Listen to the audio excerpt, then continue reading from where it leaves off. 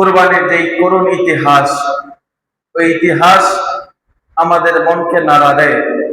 আর এই ইতিহাস শোনার মাধ্যমে আমাদের ঈমান তাজা হয়।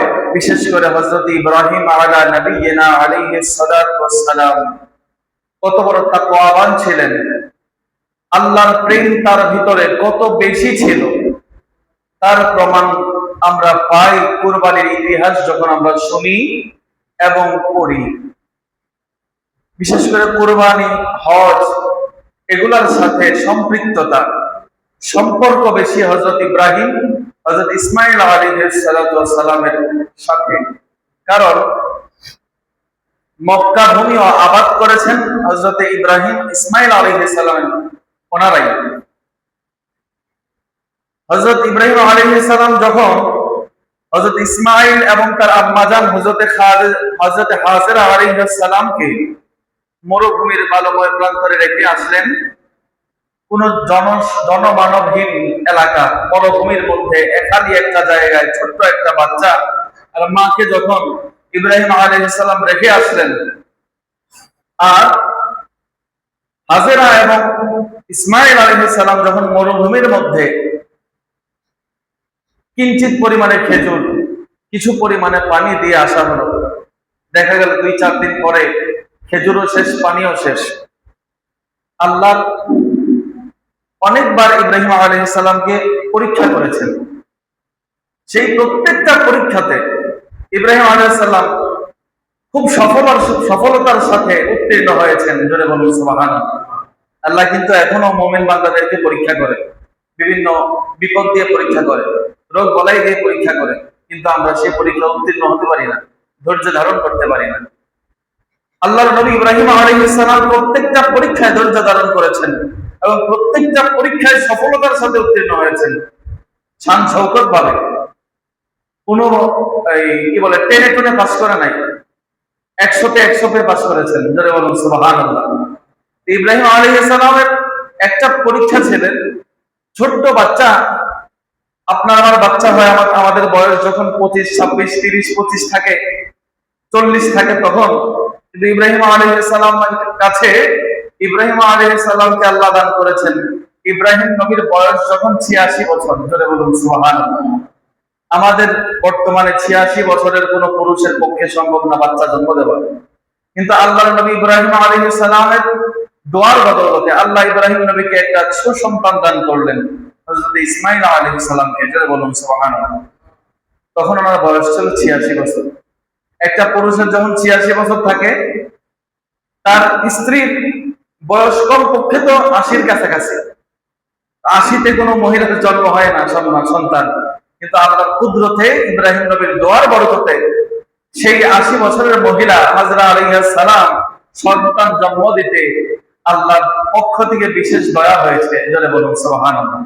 তো এই এতদিন পরে, এতদিন সন্তান নাই, সন্তানের জন্য আকুতি করেছেন আল্লাহর দরবারে, এতদিন পর সন্তান হয়েছে, সেই সন্তানকে আর বিবিকে একটা খালি খোলা মাঠের মধ্যে, যেখানে কোনো মানুষ থাকে না, বড় মরুভূমির মধ্যে রেখে এসেছেন, আল্লাহর নির্দেশে রেখে এসেছেন। কিছুদিন পর দেখা গেল খাবার শেষ, বাচ্চা, ছোট্ট বাচ্চা ইসমাঈল আলাইহিস সালাম পানির জন্য ছটফট করতেছে। এমন সময় হযরত হাজেরা আলাইহিস সালাম ছোট্ট বাচ্চাকে পানি পান করানোর জন্য দৌড়াদৌড়ি করতেছেন।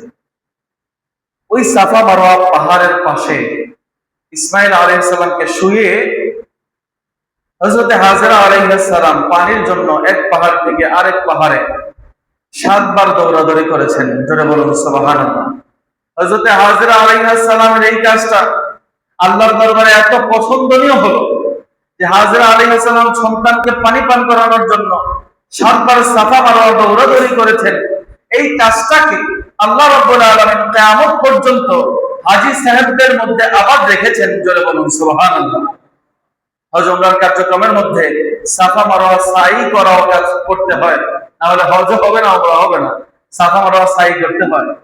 তো এই সাফা মারওয়া সাই করেছেন হযরত হাজেরা আলাইহিস সালাম। ওনার সুন্নতকে জিন্দা করার জন্য ওনার কাজটা আল্লাহ পছন্দ করেছেন, কিয়ামত পর্যন্ত জারি করে দিয়েছেন। 7 বার দৌড়িয়ে যখন ছেলের কাছে আসলেন, এসে দেখতেছেন ছেলের পায়ের নিচ দিয়ে বুদবুদ করে পানির ঝর্ণা নহর জারি হয়েছে। হাজরা আলাইহিস সালামের খুশির বাদ রইল না। সন্তান পানির জন্য ছটফট করতেছে, এমন সময় যদি মা দেখে পানির ফোয়ারা উঠতেছে, মায়ের তো খুশির বাদ থাকে না। মা খুশিতে আত্মহারা চারদিকে বেরিয়ে দিলেন। দেখতেছে পানি এমন পরিমাণে উঠতেছে, পানি পড়ার উঠার বন্ধ হইতেছে না। হাজরা আলাইহিস সালাম বললেন, জম জম, থাম থাম। জোরে বলুন সুবহানাল্লাহ। জমজম মানে থামা আর কি, থামতে বলছে পানিকে। হাজরা আলাইহিস সালাম থামতে বলছে, ওইখানেই থেমে গেছে। যদি হাজরা আলাইহিস সালাম থামতে না বলতেন, ওই সময় পৃথিবীর জমিনে যত নদী নালা খাল বিল আছে, সমস্ত নদী নালা খাল বিলে ওই পানি ছড়িয়ে যেত। জোরে বলুন সুবহানাল্লাহ। এবং পৃথিবীর মানুষের যত পানির প্রয়োজন আছে, সমস্ত পানির প্রয়োজন ওই জমজমের কূপ দিয়েই হয়ে যাইত। জোরে বলুন সুবহানাল্লাহ। ইসমাঈল আলাইহিস সালামের পায়ের গোড়ালি মাটিতে মেরেছে, আল্লাহ জমজম জারি করে দিয়েছেন। জোরে বলুন সুবহানাল্লাহ। তো ইব্রাহিম আলাইহিস সালাম ইসমাঈল আলাইহিস সালামকে যখন ওইখানে রেখে এসেছেন, জনমানবহীন এলাকা, কেউ নাই, মরুভূমি। ওই সময় বনু জুরহাইম গোত্র ওই দিক দিয়ে কাফেলা নিয়ে ব্যবসার কাজে যাচ্ছেন। এমন সময় দেখতেছেন কিছু পাখি উড়ে উড়ে ওই যে পানির নহরের কাছ থেকে গিয়ে গিয়ে পানি খায়। কাফেলার তারা জানে এদিকে কোনো কূপ নাই, কিন্তু পাখিরা যখন উড়াউড়ি করতেছে, তারা বুঝতে পারলেন যে এখানে হয়তো কোনো পানির সন্ধান পাওয়া গেছে, নাইলে তো পাখি আসবে না এখানে। একজন গেল, গিয়ে দেখে সুন্দর এক কূপ, খুব মিষ্টি পানি। কাফেলার সকল লোক ইচ্ছা পোষণ করলেন, এত সুন্দর পানি, এখানে আমরা এখানে তাবু করব। তাবু করে দেখা গেল ওনারা এখানে বসতি স্থাপন করলেন। ওনাদের মাধ্যমে হযরত ইসমাঈল আলাইহিস সালামও এখানে বসবাস করলেন এবং একটা সমাজ গঠিত হলো। এখানে মানুষের একটা জনমানব এলাকা তৈরি হলো মক্কা শরীফ। এই মক্কা শরীফ আবাদ হয়েছে হযরত ইসমাঈল আলাইহিস সালামের মাধ্যমে। উনি পায়ের আঘাতের দ্বারা জমজম সৃষ্টি হয়েছে। এই জমজম থাকার কারণে ওই বনু জুরহাইম গোত্র এখানে বসতি স্থাপন করেছে। এই মক্কা নগরী আবাদ হয়েছে, মানুষের বসবাস শুরু হয়েছে। জোরে বলুন সুবহানাল্লাহ। ইব্রাহিম ইসমাঈল আলাইহিস সালামের কথা অনেক বলা যাবে। হযরত ইসমাঈল আলাইহিস সালামকে হযরত ইসমাঈল আলাইহিস সালামের মাধ্যমে ইব্রাহিম আলাইহিস সালামকে কয়েকটা পরীক্ষা নিয়েছেন। তার মধ্যে একটা ওই যে ছোট্টবেলায় মরুভূমিতে রেখে আসা। 2 নাম্বার, ইসমাঈল আলাইহিস সালাম যখন ছোট্ট থেকে কিছুটা বড় হলো, বাবার সাথে যখন চলাফেরা করতে পারে, কেউ কেউ বলেছে 10 বছর, কেউ কেউ বলেছে 12 বছর, আবার কেউ কেউ বলেছে 8 বছর, এমন বয়সে যখন উপনীত হলো, আল্লাহ এই কথাটা কোরআনে খুব সুন্দর করে বলতেছেন যে ফালাম্মা বালাগা মাআহু সাইয়া ক্বালা ইয়া বুনাইয়া ইন্নী আরা ফিল মানামে। অতঃপর যখন সে পিতার সাথে চলাফেরা করার বয়সে উপনীত হলো, তখন ইব্রাহিম আলাইহিস সালাম তাকে বলল, বৎস, ক্বালা ইয়া বুনাইয়া, হে আমার বাবা, হে আমার পুত্র, ইন্নী আরা, আমি দেখেছি, ফিল মানামে, ঘুমের মধ্যে স্বপ্নে দেখেছি, আন্নী আসবাহুকা ফানজুর মাযা তারা, আমি তোমাকে কুরবানি করতেছি। জোরে বলুন সুবহানাল্লাহ। এখানে অনেক ওকে আছে, কুরবানিতে নিয়ে যাওয়ার, পাহাড়ে নিয়ে যাওয়ার অনেক শয়তানে ওয়াসওয়াসা দিয়েছে। এখানে অনেক কথা আছে, আপনাদের জানা, আমি এগুলি বলতেছি না। যেগুলি আপনারা না জানেন অথবা নতুন, এগুলি আমি বলার কাজ দেওয়ার চেষ্টা করব। ইব্রাহিম আলাইহিস সালাম ছেলেকে বললেন, আমার বাবা, আমি স্বপ্নে দেখেছি তোমাকে কুরবানি করতেছি। স্বপ্নে প্রথমে দেখেছি, হে ইব্রাহিম, তুমি তোমার প্রিয় বস্তু কুরবানি করো। প্রথম দিন স্বপ্ন দেখার পর 100 উট কুরবানি করে দিয়েছি। দ্বিতীয় দিন একই স্বপ্ন দেখলেন, দ্বিতীয় দিনে 100 উট কুরবানি করলেন। 200 উট কুরবানি করেছেন আল্লাহর রাস্তায়, আল্লাহর রাজির জন্য। তৃতীয় দিনে একই প্রশ্ন, একই স্বপ্ন দেখতেছে। স্বপ্ন দেখার পর ভাবলেন, এটা সাধারণ কোনো স্বপ্ন নয়। আপনি আমি স্বপ্ন দেখলে স্বপ্ন সত্য হতে পারে, মিথ্যাও হতে পারে, কিন্তু প্রত্যেক নবীরা যখন স্বপ্ন দেখে, এই স্বপ্নগুলো মিথ্যার কোনো প্রশ্রয় নাই। নবীরা স্বপ্ন দেখেছে মানে স্বপ্ন আল্লাহর তরফ থেকে হয়েছে। নবীদের স্বপ্ন ওহী, আল্লাহর ওহী। জোরে বলুন সুবহানাল্লাহ। ইব্রাহিম আলাইহিস সালাম চিন্তা করলেন, আল্লাহ যেহেতু বারবার একই জিনিস দেখাচ্ছে, চিন্তার বিষয়, আল্লাহ কি চাচ্ছেন চিন্তা করে দেখলেন। ইব্রাহিম আলাইহিস সালাম সবচেয়ে প্রিয় বস্তু ইসমাঈল। 86 বছর পর সন্তান পাওয়ার পর সন্তানকে লালন পালন করতেছে, খুব মহব্বত হয়ে গিয়েছে সন্তানের সাথে, বড় ভালোবাসা হয়ে গিয়েছে। আল্লাহ চাচ্ছে না, ও ইব্রাহিম, 86 বছর পর্যন্ত সন্তান ছিল না, আমার সাথে তোমার মহব্বতের কোনো কমতি ছিল না। যখন তোমার সন্তান এসে গেছে, এখন তো তোমার ভালোবাসার পাত্র আরেকটা হয়েছে। এখন আমি দেখতে চাচ্ছি আমার ভালোবাসা তোমার বেশি নাকি তোমার সন্তানের ভালোবাসা তোমার মধ্যে বেশি? আল্লাহ পরীক্ষা নিলেন, ওই ইব্রাহিম তোমার প্রিয় বস্তু কুরবানি করো। ইব্রাহিম নবীও কম যায় না, আল্লাহ পরীক্ষা নিতে যাচ্ছে, সেই পরীক্ষা দেওয়ার জন্য ইব্রাহিমও প্রস্তুত। আল্লাহ প্রিয় বস্তু চেয়েছেন, প্রিয় বস্তু তো আমার ইসমাইল, ইসমাইলকে কুরবানি দিয়ে দেব। কুরবানি দেওয়ার জন্য নিয়ে গেলেন পাহাড়ে, শুয়ে দিলেন সন্তানকে। সন্তানকে বলতেছে, বাবা তোমাকে আমি স্বপ্ন দেখেছি আল্লাহ রাস্তায় কোরবানি করতেছি। সন্তান ও সন্তানের মতো সন্তান, আপনার আমার মতো কুসন্তান জন্ম দেয় নাই নবীরা। এমন সন্তান এখন আমাদের সমাজে বাবা মাকে মারতে পর্যন্ত দ্বিধাবোধ করে না, অথচ বাৎসরিক মাহফিল করায়, বড় বড় বক্তাই না মাহফিল করায়, মারে মারে। এমন সন্তান আমাদের চোখে আমাদের সমাজে আছে। আল্লাহ আমাদের সমস্ত প্রকারের এই কুসন্তান থেকে আমাদেরকে হেফাজত করুক। সকলে বলুন আল্লাহুম্মা আমিন। আমাদের সন্তানদেরকে আল্লাহ নেককার পিতামাতার বাধ্যগত সন্তান হিসেবে কবুল করুক। সকলে বলুন আল্লাহুম্মা আমিন।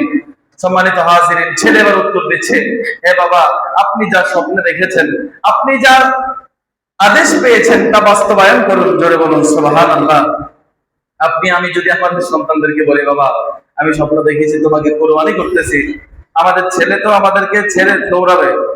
কিন্তু ইসমাইল আলাইহিস সালাম এমন তবিয়ত পেয়ে, এমন শিক্ষা পেয়ে বড় হয়েছেন বাবার কাছ থেকে, বাবা আদেশ করতে দেরি, সন্তান রাজি হইতে দেরি নাই। আবার যখন শুনছে যে আল্লাহর রাহে কুরবানি, আল্লাহর রাস্তার জন্য কুরবানি, ইসমাইল আলাইহিস সালাম বলতেছে, আমার তো মনে হচ্ছে আমার জান তাকে দিচ্ছি যে আমার জানের মালিক। এক জান কেন, কোটি জানও যদি আমার মনিবের কদমে কুরবান করে দেই, তারপরেও তো আমার মনিবের শুকরিয়া আদায় হবে না। জোরে বলুন না সুবহানাল্লাহ। এমন ইসমাইল, ছোট্ট ইসমাইল এই কথা বলতেছে। বাবা রাজি হলেন, ছেলেও রাজি হলেন, কোরবানি করবেন। ছুরি চালাই দিলেন, ছুরিও আনছে ইস্পাতের মতো ধার, লাগলেই কেটে যাবে এমন ছুরি, ধারালো ছুরি এনেছে। এখানে আরো অনেক অজ্ঞাত বেঁধেছে, কাপড়ে নেওয়ার কথা বলেছে মার কাছে, আমি সংক্ষিপ্ত করছি। ছুরি চালাই দিছে গলাতে, কিন্তু ছুরি গলা কাটতেছে না। কয়েকবার চালাচ্ছে, এত ধারালো ছুরি গলা কাটতেছে না। ইব্রাহিম আলাইহিস সালাম একটু রাগান্বিত হলেন, রেগে ছুরিকে ঢিল মারলেন। পাহাড়গুলি তো ওইদিকে পাথরের পাহাড়, ঢিল মারার পর যখন এক পাথরের ওপর গিয়ে এই ছুরি পড়লো, পাথর কেটে 2 খণ্ড হয়ে গেছে। জোরে বলুন সুবহানাল্লাহ। ছুরির এত ধার ছিল, ছুরি পাথরে লেগে পাথর 2 খণ্ড হয়ে গেছে। ওই ছুরি ইসমাইল আলাইহিস সালামের গলা কাটতেছে না। ইব্রাহিম আলাইহিস সালাম এবার ছুরিকে প্রশ্ন করতেছে, ছুরির জবান আল্লাহ খুলে দিয়েছেন। জোরে বলুন সুবহানাল্লাহ। ছুরিকে প্রশ্ন করতেছে, ও ছুরি, এ কেমন কাহিনী, তুমি পাথর কেটে ফেললা কিন্তু আমার ইসমাইলের গলা কেন কাটো না? ছুরি উত্তর দিচ্ছে, ও ইব্রাহিম, আপনি আল্লাহর আদেশ পেয়ে ছেলেকে কুরবান করার জন্য প্রস্তুত হয়ে গেছেন, আমি ছুরিকেও আল্লাহ আদেশ দিচ্ছে আমি তো ইসমাইলের গলা না কাটি। জোরে বলুন সুবহানাল্লাহ। আবারও হাতে নিলেন ছুরি, আবার গলায় ছুরি চালালেন।